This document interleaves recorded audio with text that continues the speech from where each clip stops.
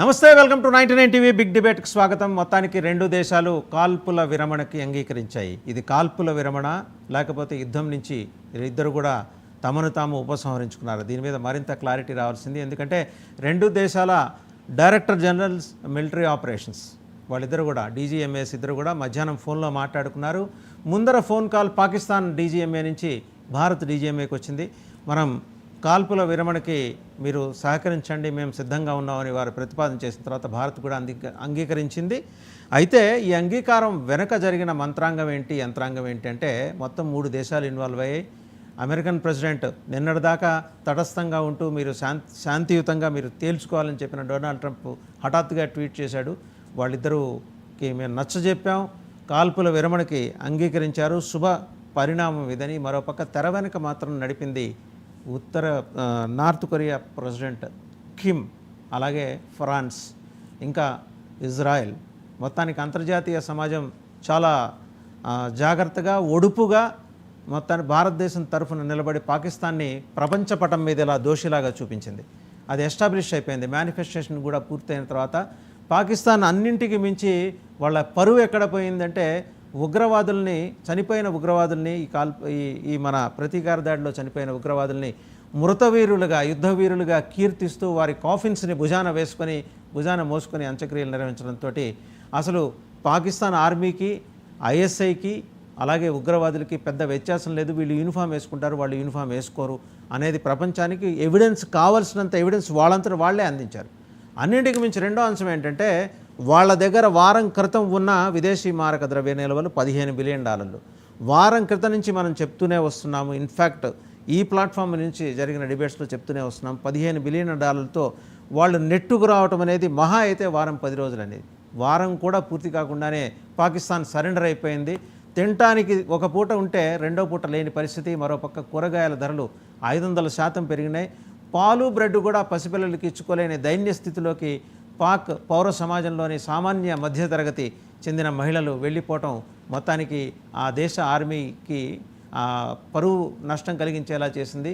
And దేశ ప్రజలెవరూ కూడా యుద్ధానికి ముందు సిద్ధంగా లేవనే సంకేతాన్ని స్పష్టంగా ఆర్మీకి, ప్రధానమంత్రి షహబాజ్ షరీఫ్కి కూడా అందించారు. అలాగే ఈయన అసీమ్ మునీర్, జనరల్ అసీమ్ మునీర్, ఆయనైతే చాలా పెద్ద ప్రకటనలు చేశారు.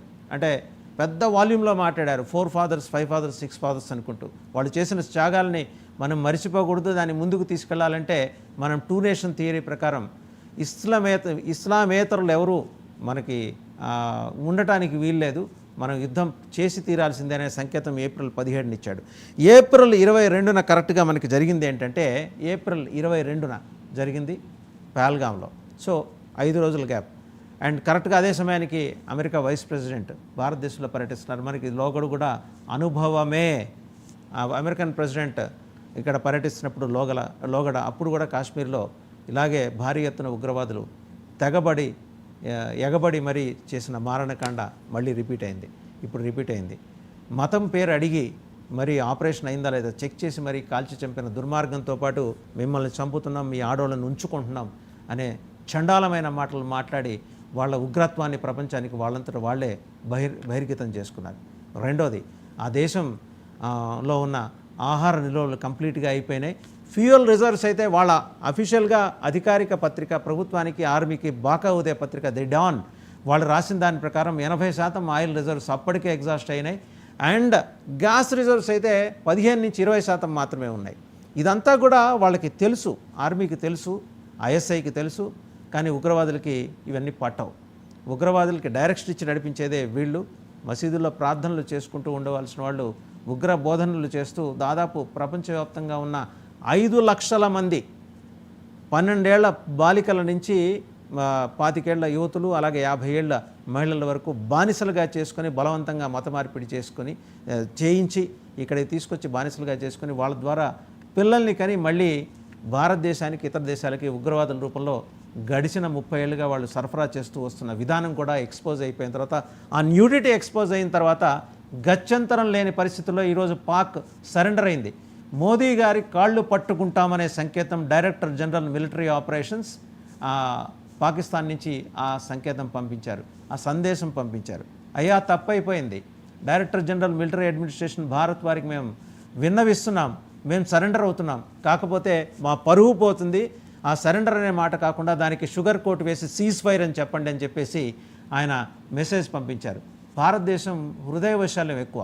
సో ఇదే అంశాన్ని ఫారిన్ సెక్రటరీ ద్వారా defence ministry and foreign ministry రెండూ కూడా ప్రధానమంత్రి దృష్టికి తీసుకెళ్ళటం, త్రివిధ దళాధిపతులందరి నోటీసులోకి ఇది వెళ్ళటం, మధ్యాహ్నం 3:15 నుంచి చెక్క జరిగిపోయిన ఈ డెవలప్మెంట్స్లో భాగంగా పాకిస్తాన్ సరెండర్ అయింది. సరెండర్ అనే మాటకి షుగర్ కోట్ వేసి మేము సీజ్ ఫైర్ ప్రకటిస్తున్నాం, పరస్పరం ఒప్పుకున్నట్టుగా ప్రకటనలు చేద్దాం ఇద్దరం అని చెప్పేసి బతిమలాడుకోకపోతే ఈరోజు రాత్రి అసీం మునీర్కి ఆర్మీ జనరల్ ఆయనకి తినటానికి తిండి లేదు. వాళ్ళ ప్రధాని నవాజ్ షరీఫ్కి 2 బ్రెడ్ ముక్కలు దొరికితే ఎక్కువ. వాళ్ళ పరిస్థితి ఇలా ఉంటే సామాన్య జనం పరిస్థితి ఏంటి? వాళ్ళకి అక్కర్లా. 25 కోట్ల మందిలో 98% బాధలు వేదనలు వాళ్ళకి అక్కర్లా. సింధు నదీ జలాల ఒప్పందాన్ని సస్పెండ్ చేస్తున్నట్టు భారత్ ప్రకటించిన తర్వాత పంజాబ్ సింధ్ ప్రావిన్సుల్లో మొదలైన సివిల్ వార్, అంతర్యుద్ధం ఆర్మీ జనరల్ సీటు కదిలేలా చేసింది. ఒక పక్క ఆయన్ని క్వశ్చన్ చేస్తూ, ఆయన సుప్రీమసీని క్వశ్చన్ చేస్తూ రిటైర్డ్ మిలిటరీ ఆఫీసర్స్ ఒక అంతర్గత సమావేశంలో మునీర్ని నిలదీసిన తర్వాత ఆయన పత్తా లేకుండా పోయాడు. విదేశాల్లో ఉన్నాడా, అక్కడే ఉన్నాడా, బంకర్లో దాక్కున్నాడా, లేకపోతే అందరూ ఆర్మీ జనరల్స్ మాదిరి రిటైర్ అయిన వాళ్ళందరూ ఇంతకుముందు ప్రెసిడెంట్స్ అందరూ లండన్లో ఇల్లు వాకిళ్ళు కట్టుకొని విల్లాల్లో విలాసంగా గడపడానికి వెళ్ళినట్టు ఈయన కూడా అక్కడికి వెళ్ళాడా? అజా అయిపోలేడు అసీం మునీర్.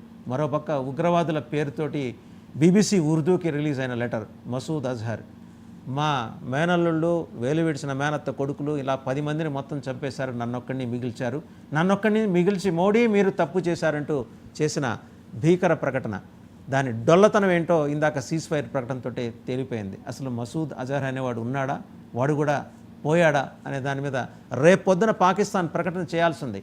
మా దేశంలో ఉగ్రవాద క్యాంపులు లేవు, మేము ఉగ్రవాద శిక్షణ ఇవ్వటం లేదు అని చెప్పి వాళ్ళ ఇష్టం వచ్చినట్టు రకరకాల ప్రకటనలు. వాళ్ళ రైల్వే మంత్రి అంటాడు 120 న్యూక్లియర్ హెడ్స్ ఉన్నాయి, స్ట్రాటజిక్ ప్లేసెస్లో పెట్టామంట. స్ట్రాటజిక్ ప్లేస్లోనే పెట్టుకుంటారు, ఎవరు ఒంటింట్లో పెట్టుకోరు, ఆ పాటి ఇంగితం లేదు.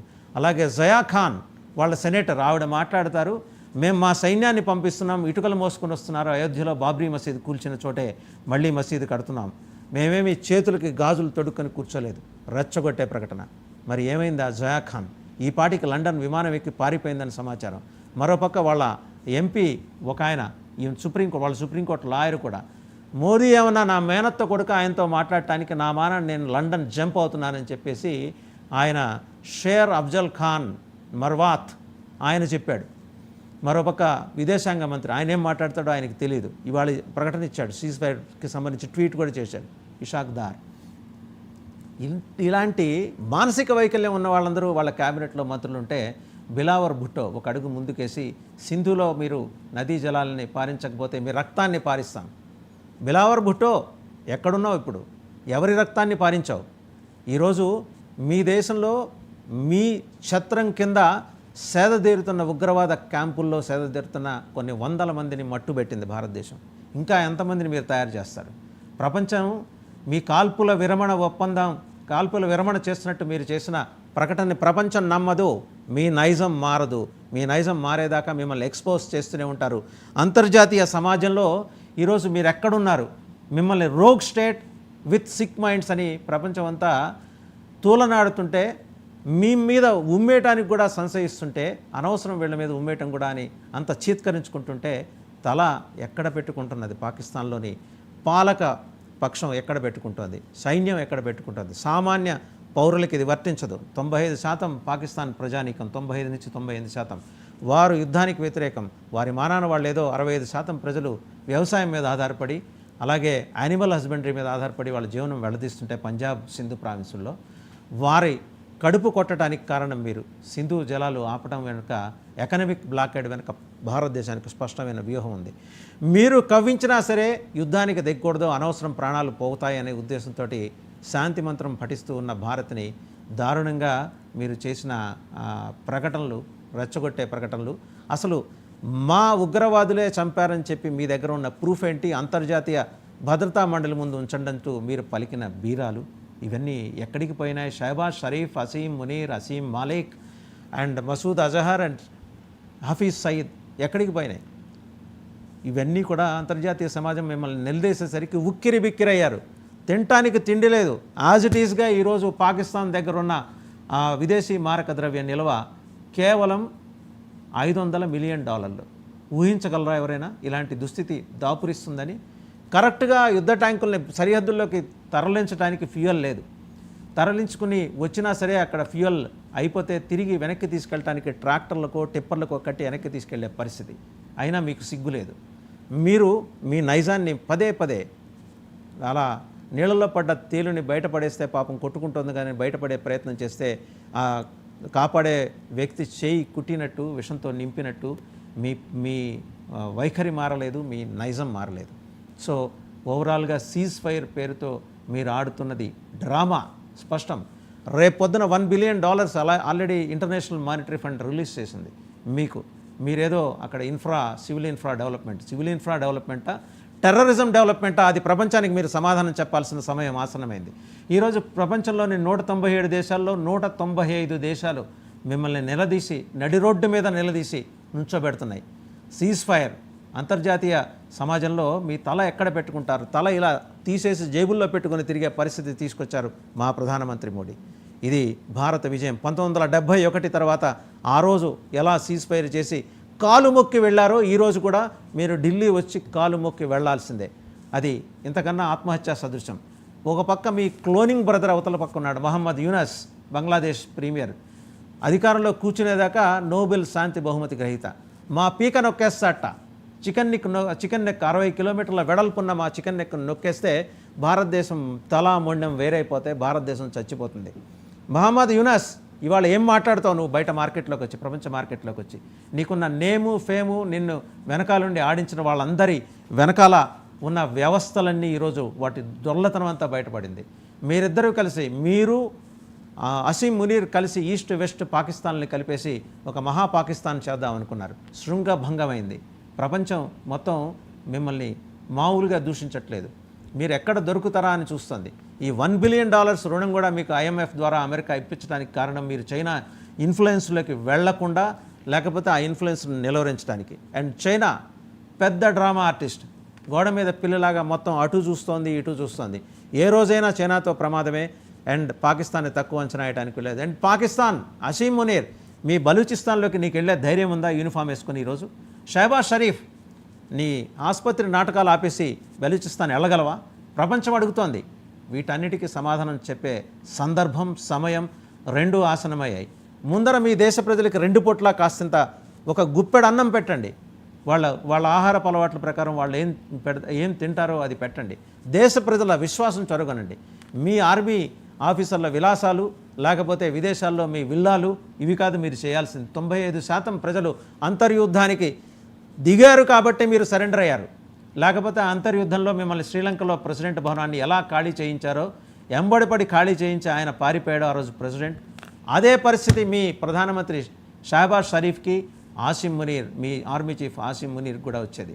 సో ఈ వాస్తవాలన్నీ మీకు 360 డిగ్రీస్లో కళ్ళ ముందు మేనిఫెస్ట్ అయ్యాయి. కాబట్టి అయ్యా మోడీ, మీకు దండం, మేము సరెండర్ అవుతున్నామని చెప్పేసి, కాకపోతే కాస్త మా మర్యాద కాపాడండి, సీజ్ ఫైర్ అని ప్రకటించండి అని చెప్పేసి వేడుకున్నారు. ఆ వేడుకున్న దాని పర్యవసానమే ఈరోజు ఫారిన్ సెక్రటరీ మా విక్రమ్ మిశ్రీ చేసిన ప్రకటన, అవతల నుంచి మీ విదేశాంగ మంత్రి చేసిన ప్రకటన. ఎనీహౌ, ఈ అంశానికి సంబంధించి బిగ్ డిబేట్లో మనతో పార్టిసిపేట్ చేస్తున్నారు మాధవ్ పెద్ది కాళిదాస్ గారు, రిటైర్డ్ ఎయిర్ ఫోర్స్ ఆఫీసర్. నమస్కారం కాళిదాస్ గారు. అలాగే జూపుడి ప్రభాకర్ గారు, ఆయన కూడా former defence official, vacuum technology specialist, వారికి రక్షణ రంగం మీద సమగ్రమైన అవగాహన ఉంది. తూపాటి కిషోర్ గారు కూడా జాయిన్ అయ్యారు, geo political affairs expert. To start with geo political affairs expert Tupati Kishore గారు, 360 డిగ్రీల్లో ఏం జరిగింది, పాకిస్తాన్ ఏం చేసింది ఇప్పటిదాకా మనం చూసాం, విన్నాం, అండ్ జరగబోయేది కూడా చెప్పాం. బట్ ఇది కాల్పుల విరమణేనా? దీన్ని ఎలా